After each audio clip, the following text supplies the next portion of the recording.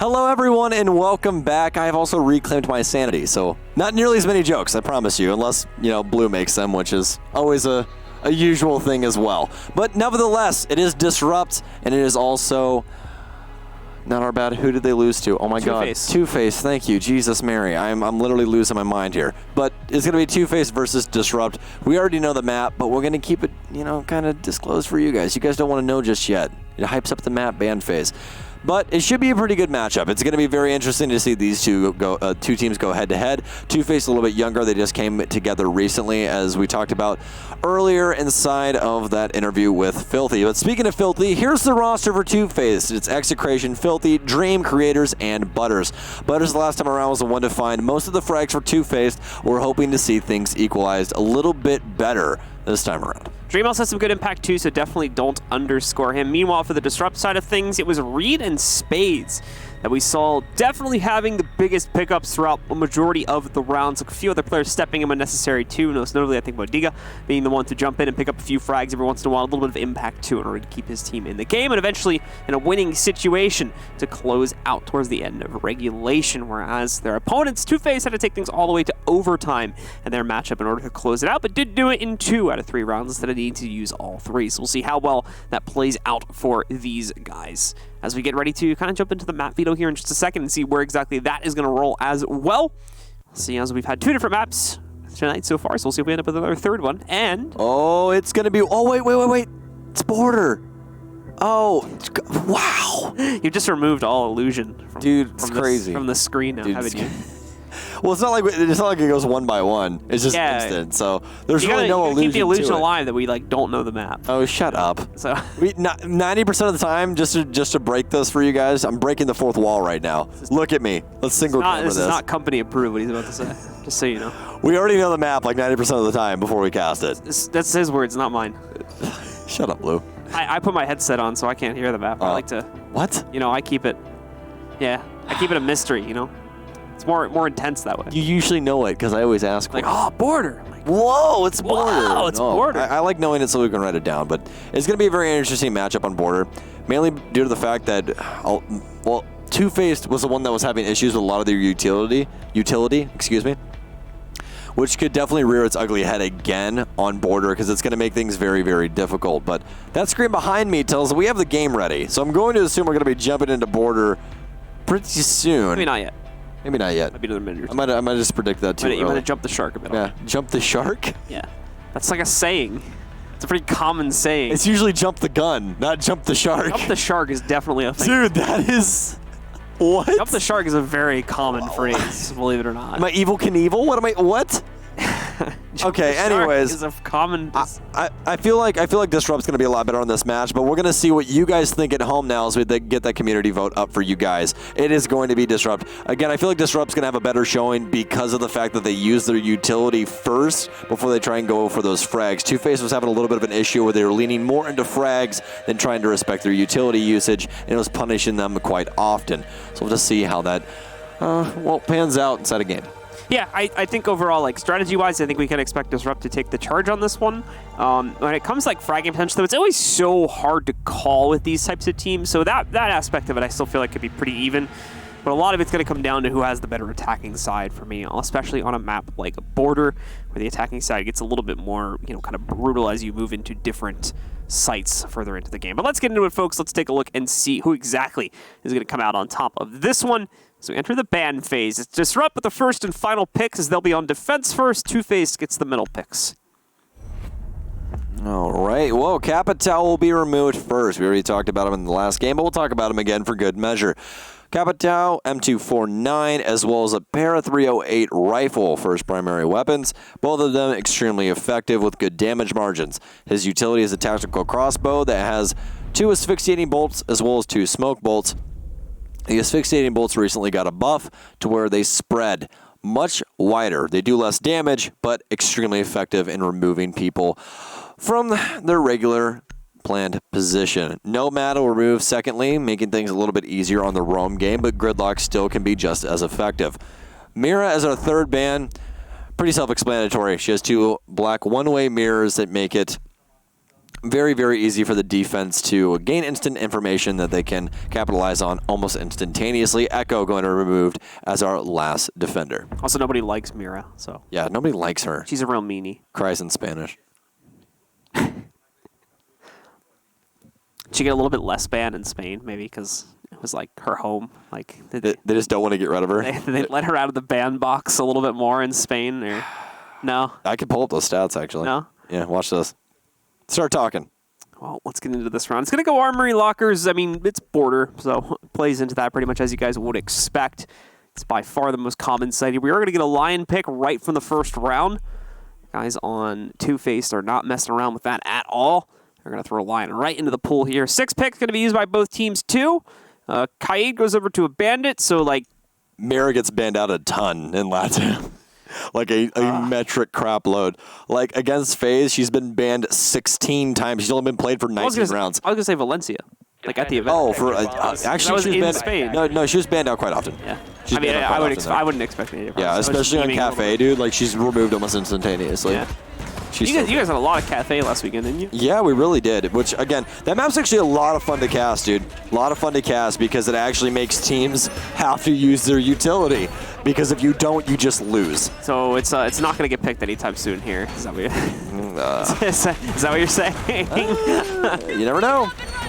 We haven't had it. I mean, it's been, what, this is like the 2nd or 3rd week now that we've had it in the pool? Yeah, we haven't had it yet on the desk, which, again, I'm kind of sad about because it's a very fun map. It's been in Pro League a bunch, too. Like, yeah, it's just very interesting. Like, I'm really liking the reworked maps because all of the sites work.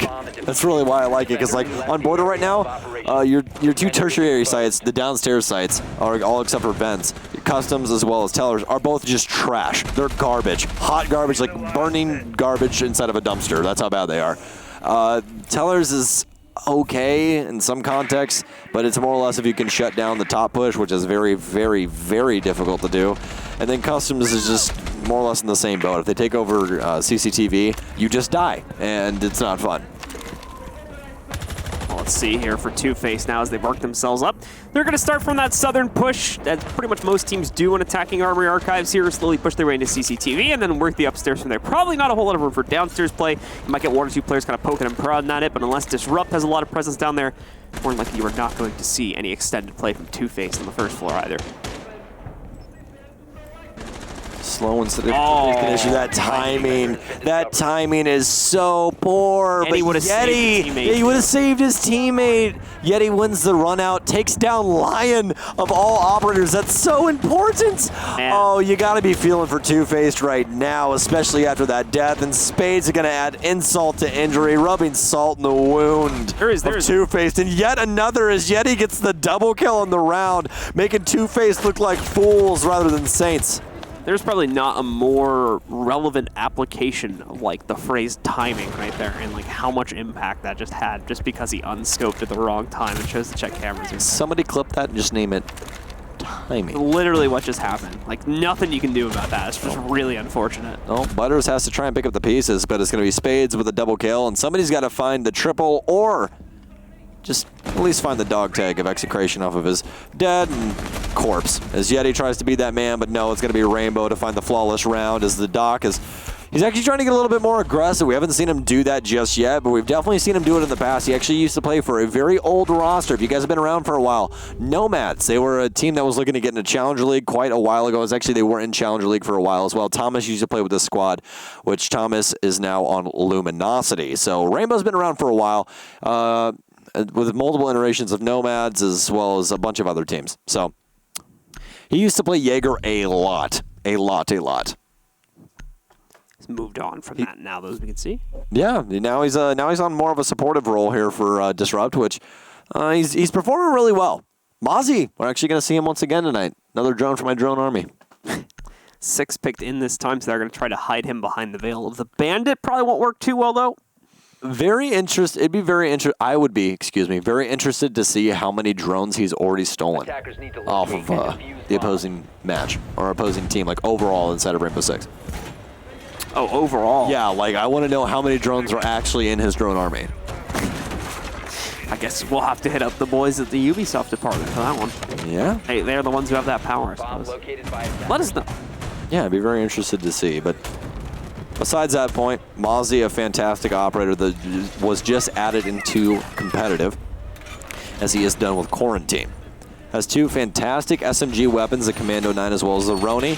Roni is one that's been used a little bit more often by the pros with an extended barrel and angled grip because it has literally negative recoil. There's no recoil to the gun at all.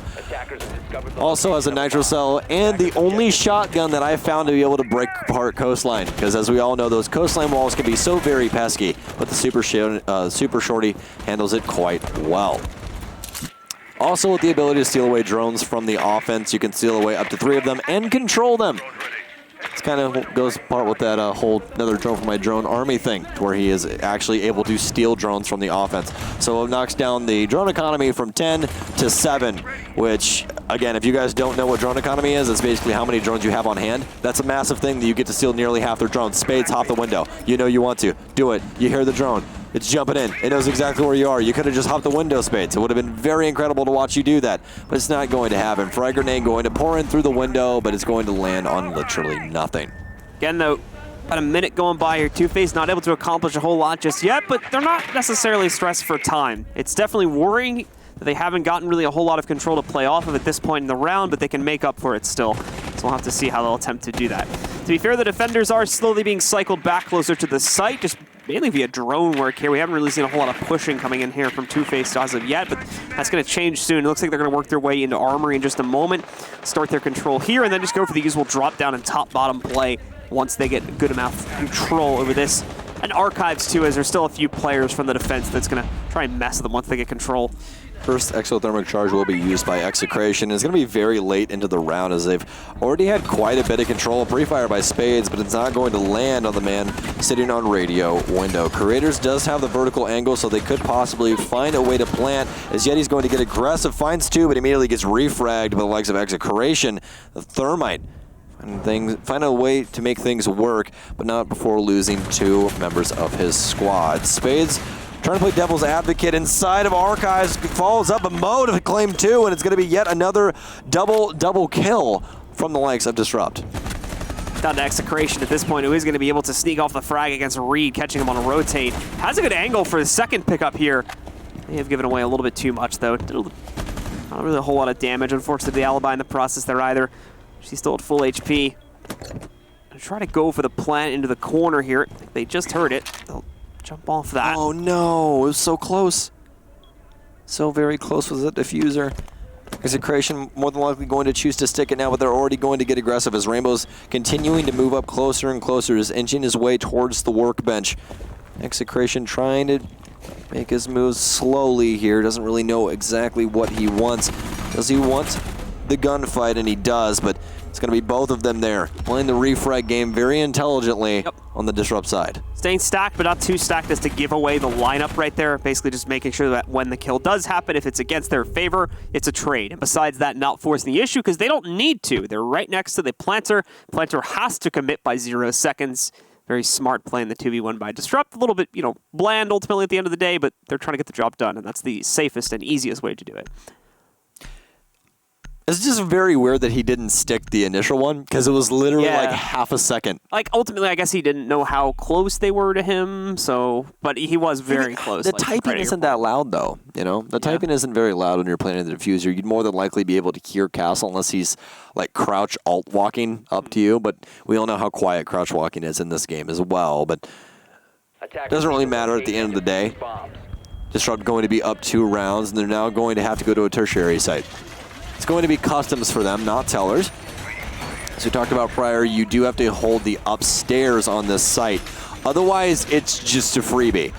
They don't have too much soft destruction on the side of Two-Face, though, which is interesting because both of the sites that they have to go to on Disrupt's side require a lot of soft destruction. Sledge, Buck, something along those lines to help you break up that top floor. But instead, they only brought Zofia and more than likely Twitch and IQ with breaching charges.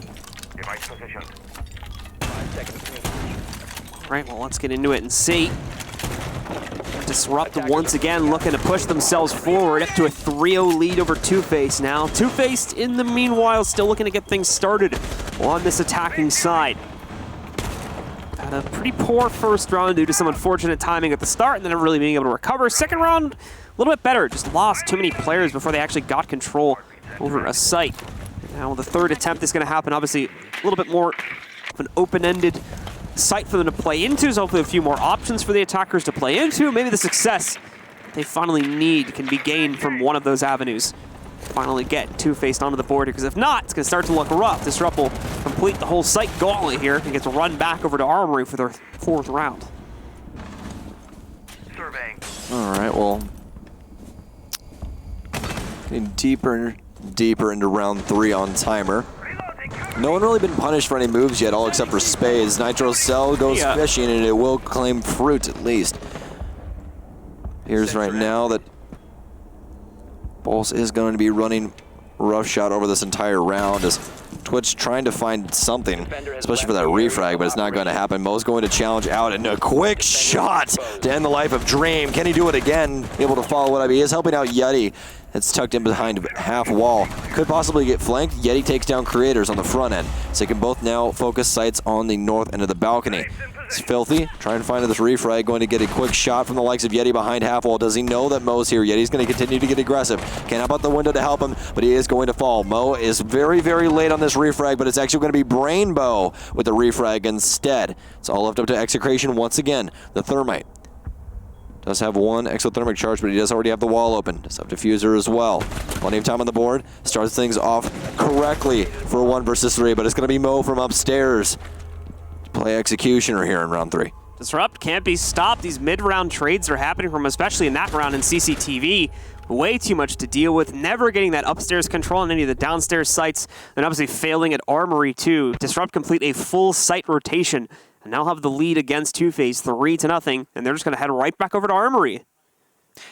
Two-Faced just aren't playing very tight-knit, and it's really, really punishing them. Disrupt is trying to mimic that, but again, it's not even really working out for them either, because Mo rotated over inside of Customs, or excuse me, inside of CCTV to help out Yeti, but Yeti really just did all the helping himself, and then he got very aggressive, and I'm going to assume that he didn't call that he was going to get aggressive, because Mo just looked lost in the sauce after the man died. He really did. He's like, okay, I guess Rainbow's going to get that refrag, and that's exactly what happened. But again, if they try and stagger like we talked about earlier for that refrag and make that happen a lot quicker, or just make it to where you team shot, things all of a sudden become a lot easier. All right, guys, so Disrupt starting to get into more and more of a comfortable position. Over 3 rounds, we've only had 6 kills total on the Two-Faced roster. And one of those rounds not getting a single kill amongst it. So if you remember the very first round, almost a perfect round for Disrupt. So a slow start here for Two-Faced.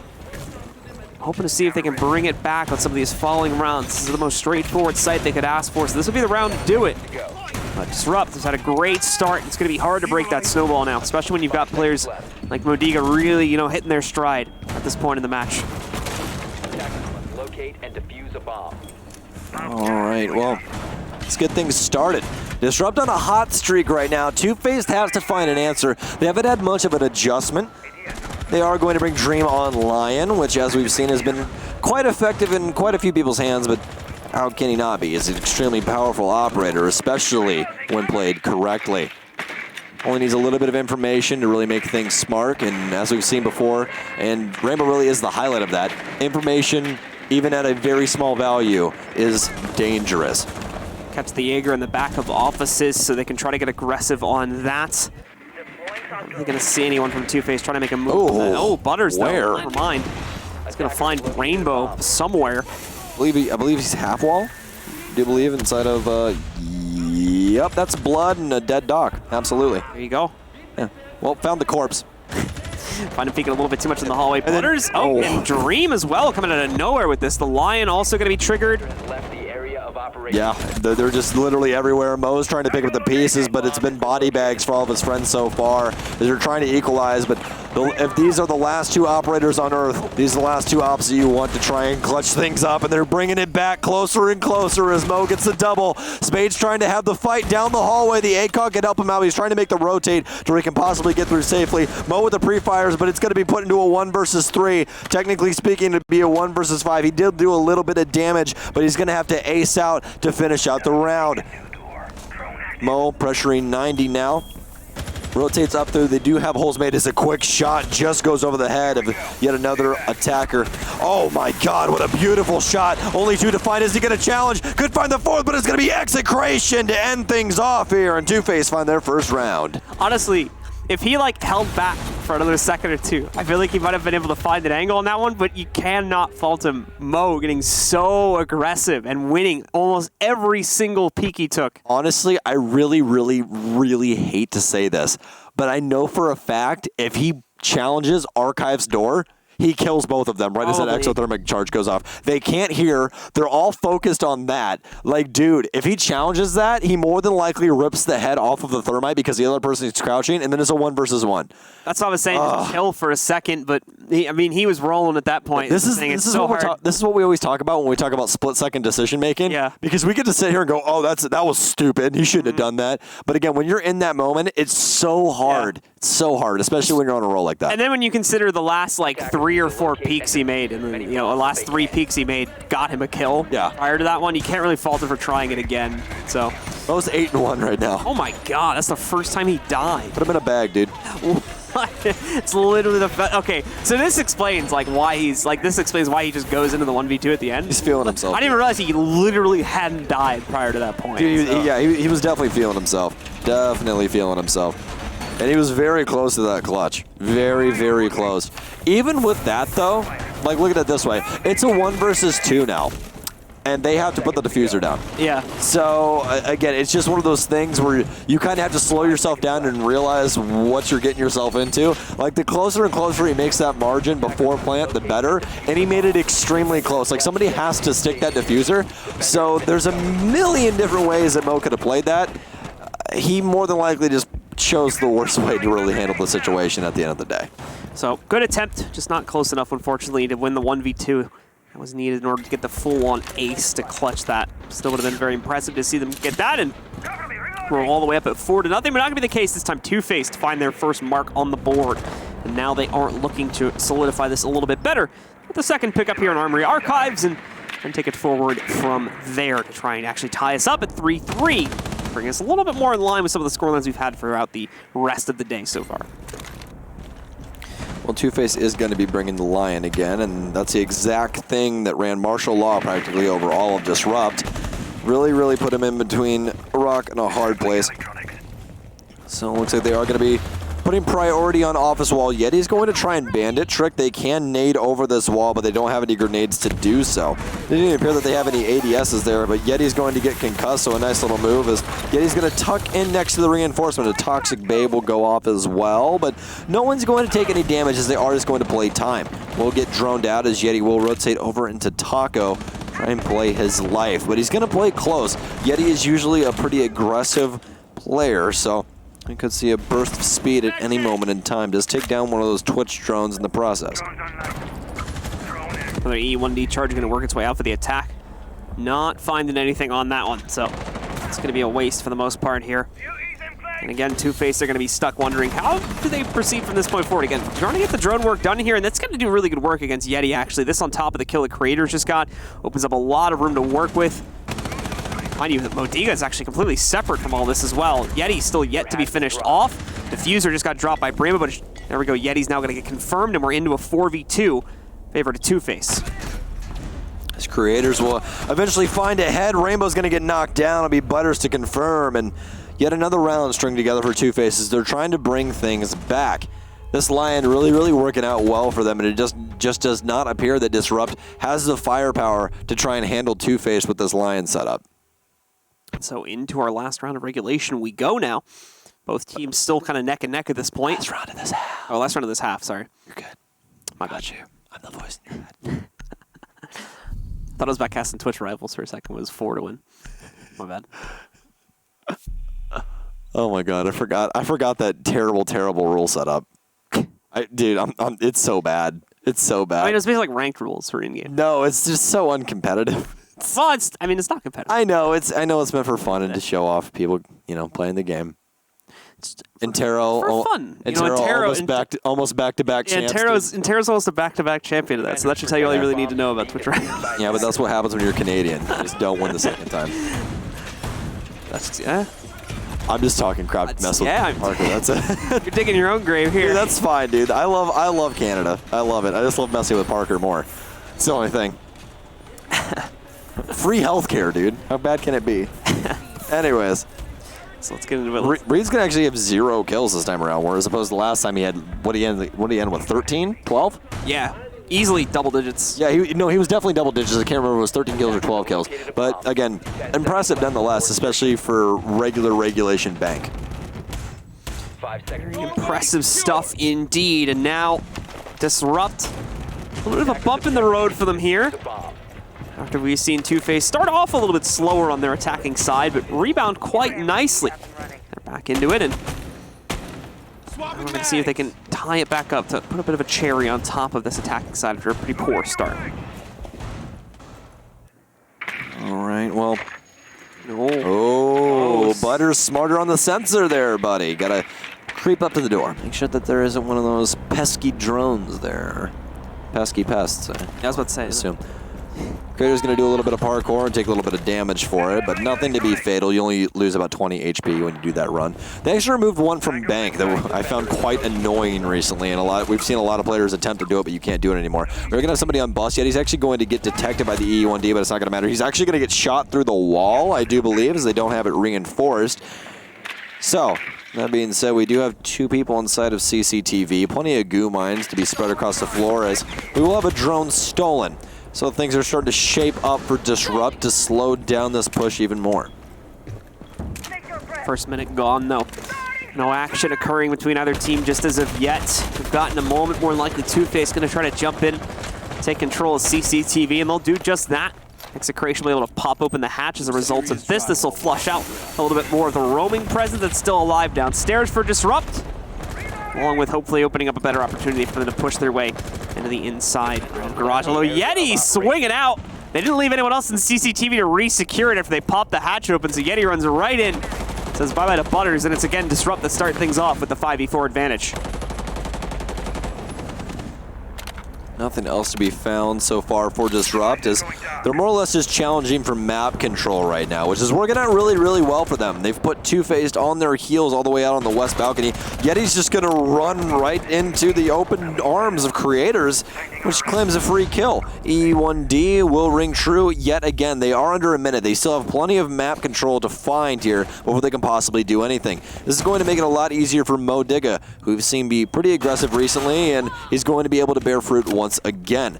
The rest of them have dumped in through customs though. Execration all by himself, trying to work his way up to the door. Could get shot from the server hatch, but hasn't found anything just yet. Disrupt do still have top control. You can see Spades up through the flooring. Dream though will be able to take down at least one, making this just a touch easier. No more smoke on the field, and still no kills yet for the smoke of Reed. Last and final EU1D will be selected as Mo finds yet 2, and it's going to be Rainbow to win things out. Disrupt finally finding action once again here in the last round of their defensive half. So similarly to like all of the matches we've played previously, the key for the defense to just pick up rounds is just to go away from that like initial sight that everyone plays. It was the same thing back over on Coastline as well, where Disruptor once again able to rally together that last round they wanted to get in order to solidify the lead and take this 4-2 at halftime now. Yeah, I think the one thing that's not only like just rough in game, but just rough for us overall is that the pacing is just very, very weird with their executes. Could not think of the word for a second. Yeah. With their executes. It's just, trying to think of a better term. It's just very half. Like they're just halfway trying to do it. There's only at about a 50% chance of them really doing anything. It's not like, okay, we're 100%, this guy's sitting here, execute. It's like, no, we've got a door frame, and we're going to pop an E1D and run through it. That's the game plan. That's really it. Mm-hmm. It's just not, it doesn't seem like a fully thought out idea. It just seems like more or less an issue of timing, where it's like they get down the last couple seconds like, okay, we have to do something. It isn't something that they set up and say, hey, this is what we want to do, we're holding these angles, this is the site we're taking over, so on and so forth, we have the information. It's just more or less on a whim. Mo is 11-2, my god, man. He's got off. He's been like so aggressive this game too. Yeah, and now he's on Zofia, which if you didn't know, Mo on Zofia is just something that you don't want to happen. It's very scary. I mean, if he has anywhere near the confidence he had on defense for runouts, then yeah. Mo on Zofia gives me nightmares. Two-Face should already be like prepared for him to just like try stuff. Yeah. No, dude, it's not even try stuff like this. Like, I've seen this man be in sight in literally 30 seconds of Zofia and just like murder an entire team. It's very, very terrifying. A little bit of a misplays there from Filthy, but I think he corrects it. Let's see where the camera. They'll land on the sign. Oh, they already got it. Oh man. Oh, feels bad, Filthy. That's a waste of 20 seconds right there. At Dan's game. So he's gonna awkwardly rush back to the site now.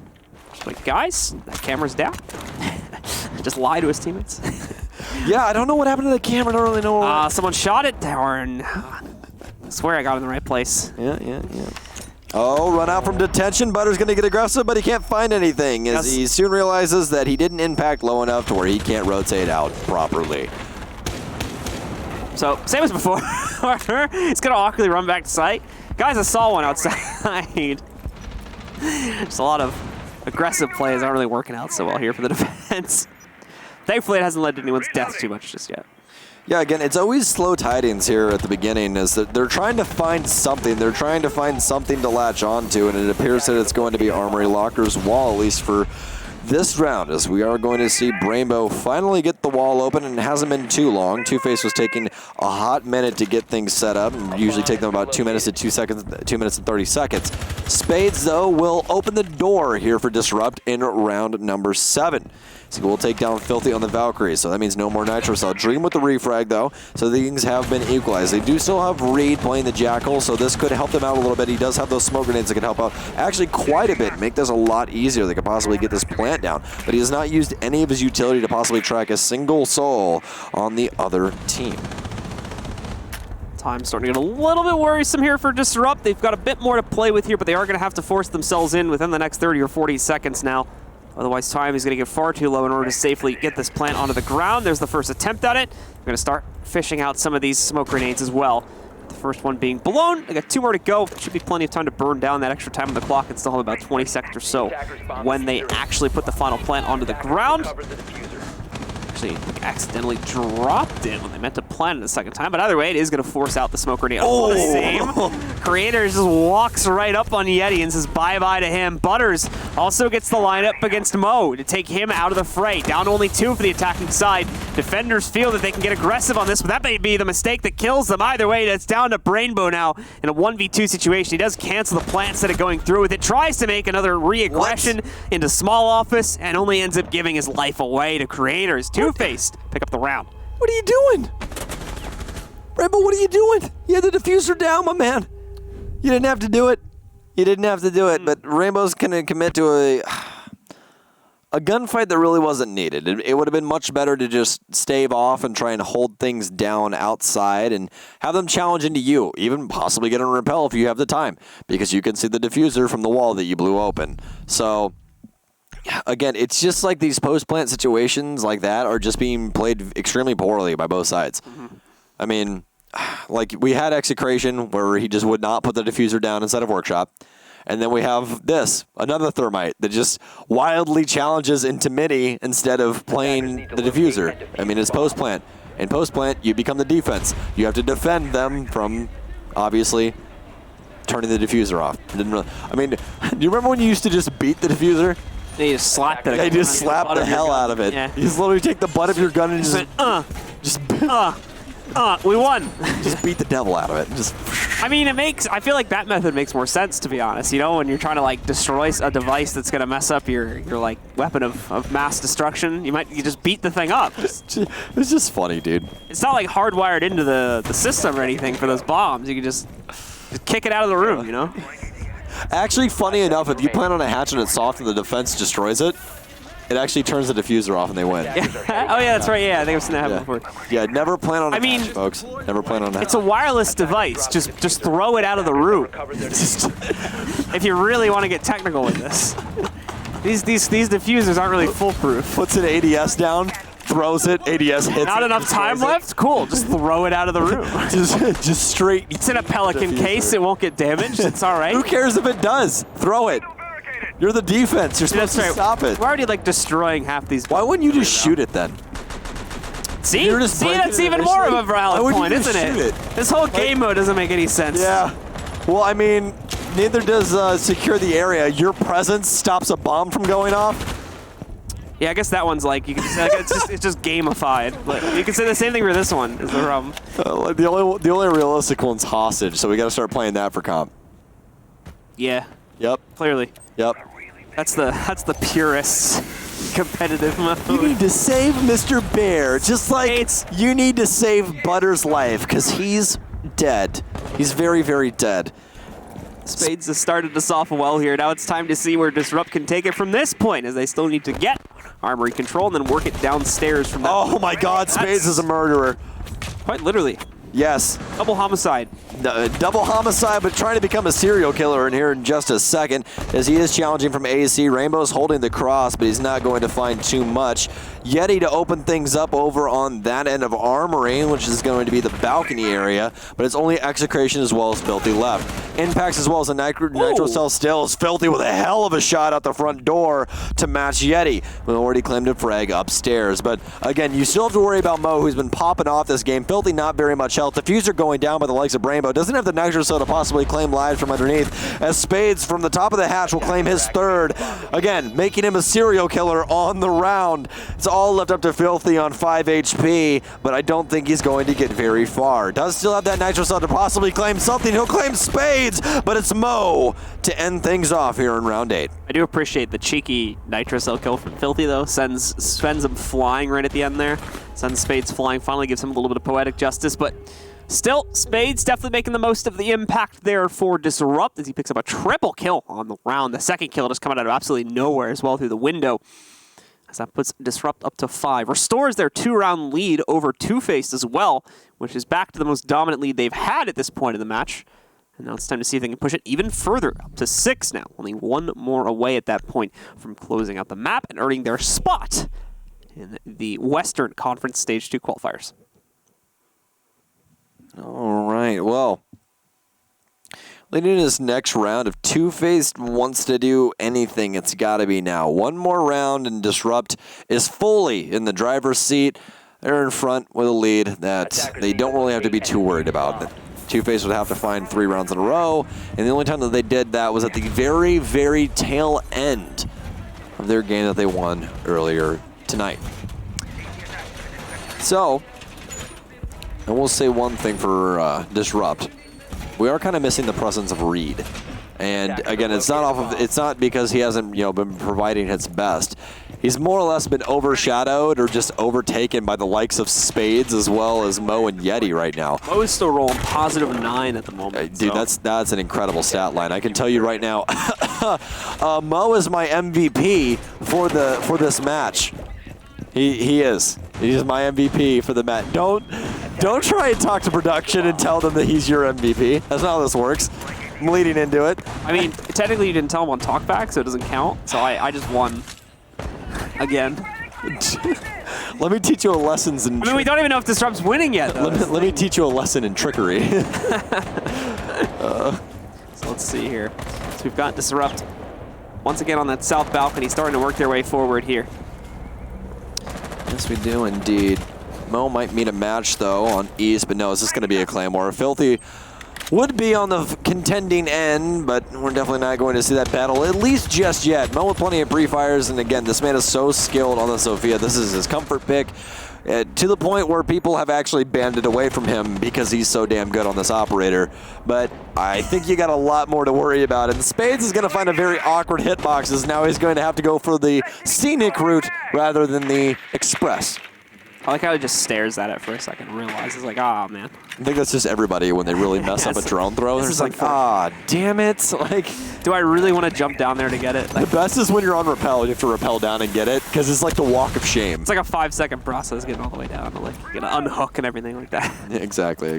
Oh, timing once again. This entire match is just timing. Locked in the animation. Yeah, Reed is on just the receiving end of something terrible as he just watches Filthy absolutely demise him, but Spades from Tellers will be quick and swift with this refrag as he reads out exactly where Filthy can possibly go. So he knows now that he has an impact in through Passport to Customs, but he's going to choose to rotate upstairs anyways. They do need some upstairs presence as that is where most of the remaining members of Two-Face lie. Actually, no, they've all rotated downstairs now. Dream inside a bathroom, as well as the other three poised towards the front of the building. Execration off-site, playing near metal desk, which could put a thorn in the side of Disrupt for the time being. Yet he's actually going to open things up into stock. I don't believe Execration's going to be able to hear him, though. But with that skeleton key, he can make a quick rotate hole. Make things very, very difficult for that central hall downstairs. Actually, a very, very long-distance gunfight happening right now, so Execration is going to know exactly where this man is. Spade rotate in through that rotation hole made earlier by the Vigil, but it's going to be Execration to find him. Execrational Cowboy Cade picking up the next frag. Oh my god. Does have that skin. It's going to be another attempt to hunt out a kill here successfully from Modiga as he finds Butters. Still only brings us into a 3v3, though. Disrupt also very low on timing at this point. They need to commit to something soon, otherwise they're going to run out of time.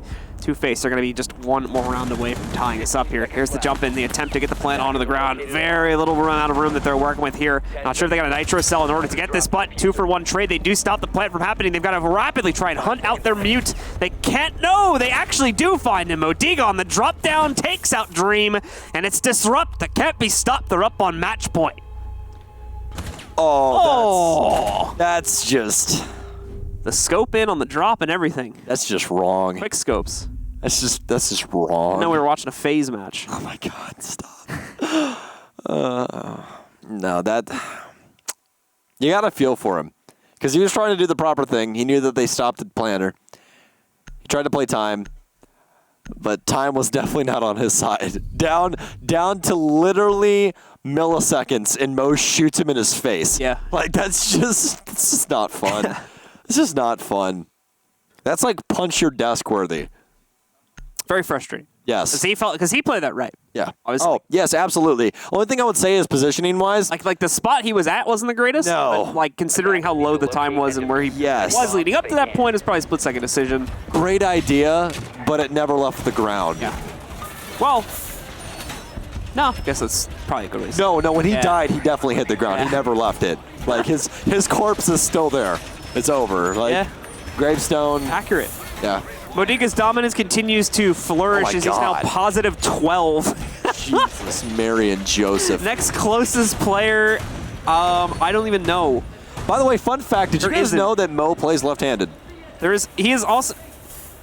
I did not know that. Yeah, but Mo is left-handed, and his right hand he plays in the middle of his keyboard. Yep. There are only 2 players on the server that are positive right now. It is Mo at positive 12 and Yeti at positive 1. Everyone else is either even or negative. Creators is positive 1. Oh, is he? Yeah. I missed that. My bad.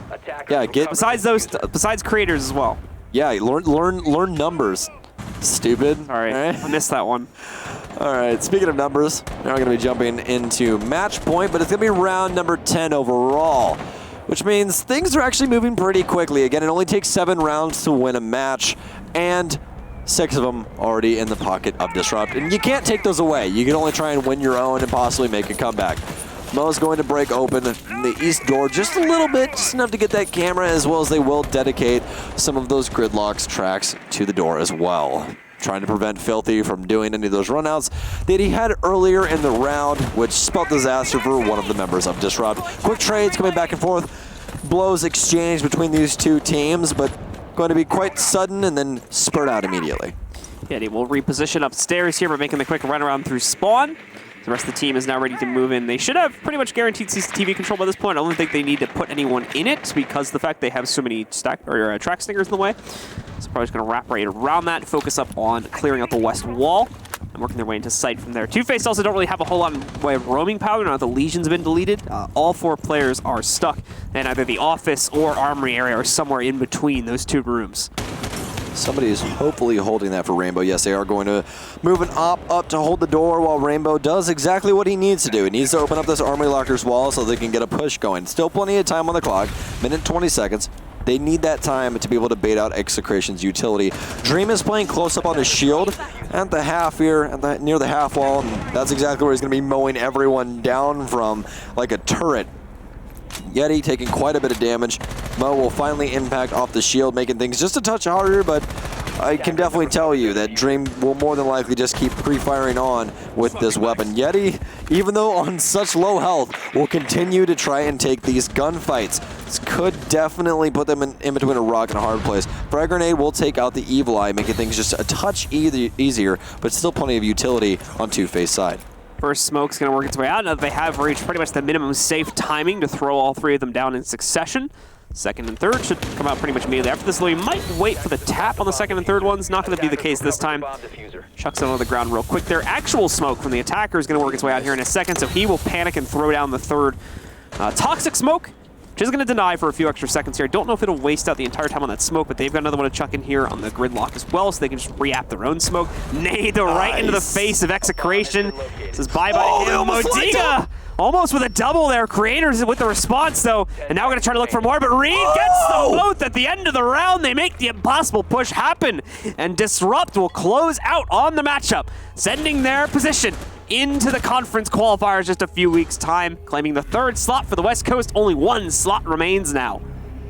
I did not think that was going to happen. No, I didn't either. That was, I thought it was going to get crushed. Wow. That was not looking good. That was like 4v2 at that point or something like that. Yeah, that was, well done. armors. Again, that's like those, like, they did one of those in the last map too, if I remember. Like, late round executes, they're really good at that, even under pressure. I thought Mo was literally just going to decapitate both of them when they lined up like that. It was very, very scary for them for a second. But nonetheless, they all died anyways. So again, guys, we should probably have a few. What is this music? It's the normal music. Oh, I just heard the high, like for some reason in my headset I could only hear the high notes. It sounded like a Disney song for a second. I was very confused. Just heard like the orchestral lead in. Yes. It's the string section. Yeah, I got very. This is how orchestras work. Welcome to second grade. Okay, all right. Besides my musical ability, at least with orchestras, all right, let's break down this match a little bit. Disrupt, hop off to a quite early lead. Two-Face tries to battle back, but right after that, Disrupt, I mean, you gotta use their hashtag. They disrupt the process, they break everything up, and they just find a quick succession of rounds, and very impressive overall. So, with that being said, though, that last round in particular was the highlight round for me. Just everything came together on a silver platter for Disrupt. Whether it was a little bit of a misplay from Two-Faced in some certain steps, like not recognizing out that, you know, the person that you lit up was a buck, and that he's probably going to nade inside of Mini. Again, these are just things. This is Rainbow. Like the amount of things you have to check off your mind in just one engagement is insane. Yeah. You know what I mean? You got to be managing your time. Like, well, let's talk about smoke. Managing your time inside of there, recognizing out not to overpeak to get your head ripped off. Also, when you get rid of those, you either have to try and back up inside of Mini to avoid the nade, or play up close to the wall so the M590 works, because if they challenge, then you can't use it at longer ranges to kill somebody instantaneously. Or that you can rotate out. Like there's so many different options, but it just did not come together for Two-Faced at the very tail end of that. I'm just laughing at all these replays. Like 90% of them are just Modiga. Dude, yeah, Mo was just slamming, dude. He was slamming. What did he? Because he got 3 or 4 more kills at the end of the last round too. So what did he end up? That Nitro Cell, I don't even know how he fit it through that doorway at that angle. It was very weird. I'm trying to think, because how many more kills did he get on the final round? 3. So that would have put him 18. Oh, that was nice. 18 and 3, I think, at the end of the game. Mm-hmm. So he's positive 15. Yeah. Wow. Yeah. What a match. Crazy game from Mo right there. Yeah, definitely. It was the Mo show, really. I mean, Spades had a couple of really, really good rounds as well. Almost entirely the Mo show, though, at least in terms of, like, just straight raw kill potential. Yeah, oh, dude, yeah. I went over right before we started the last round. He was, like, positive 12. The next highest players were positive 1. So, yeah. Like, just in terms of consistency and even just staying alive when it comes to 1 rounds as well, like his efficiency rating on that was absolutely crazy. Yeah, it's just, it's like backpack. Everybody just hops in it, just carries them. He's backpacking, you know? He's got these. No, I think a backpack's too small. It's definitely a duffel bag. Like he just unzips the duffel bag. He's like, "Come on, guys, you can get in." Got a cargo, a cargo crate. You know, he's shipping stuff overseas at that point. All right, I don't want to talk to you anymore, so we're gonna get an interview going. It's perfect. Yeti, welcome back, my man. How are you? It's good to be back. You did it. Yeah, we did so it. proud. I'm a proud father. Thank you. Thank you. I'm older than you. What is this? Yeah, dude, and you're taller than me, and you're better looking than me. You got everything going for you. Let me tell you. Do you see your eyes, bro? Don't do that right now. Not right now. Dude, I just shaved like all of my beard off. I look like I'm 12, okay? Anyways, well, I mean, okay, so last game, it was on border. You guys are usually pretty good on border, and you guys showed again why. Your aggression on border, especially on offense, is something to not be, trifled with, especially with the likes of Mo, where the man went literally positive 15. When it goes into that, do you just more or less just let Mo swing on whatever, or what really goes into the thought process inside of matchups like this? Everyone has their roles, and if the kills come your way, they come your way. I mean, anyone on this team can drop 15, they can drop 20. It's a team game at the end of it. Mo had his fucking... all right.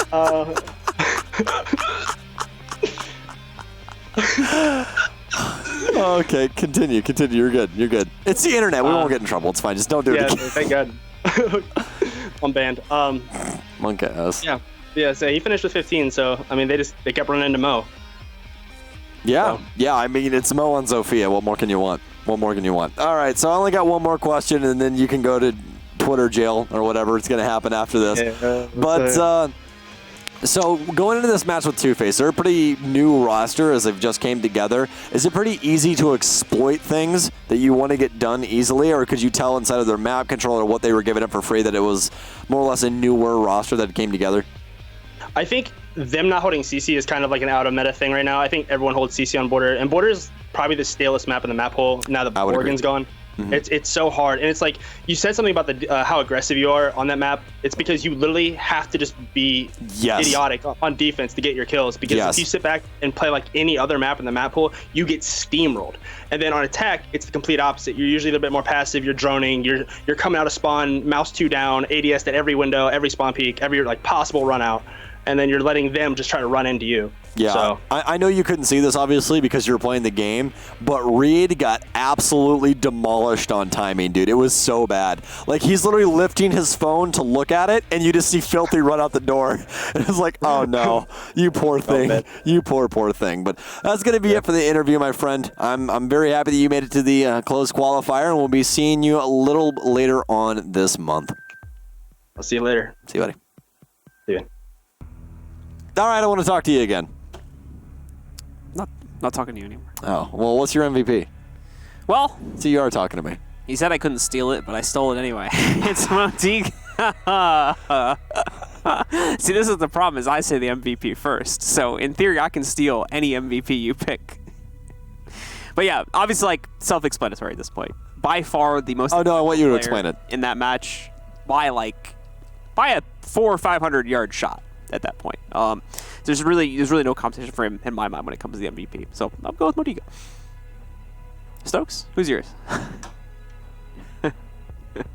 I'm mad at you right now. He did actually pick him mad. like 3 rounds before me too. I'm very yes. See, can you just put more important caster? The hand thing gets me messed up.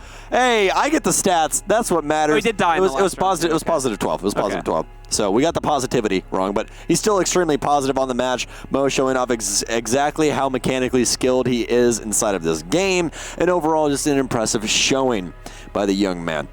And let me tell you, he's the only guy that I've seen inside of Siege at this level that plays left-handed. I haven't seen another person that plays left-handed. I could be wrong about that, and someone's more than likely going to message me on Twitter or something and call me an idiot and say, hey, this guy plays left-handed. But I have not seen somebody in person that plays left-handed, all except for Mo.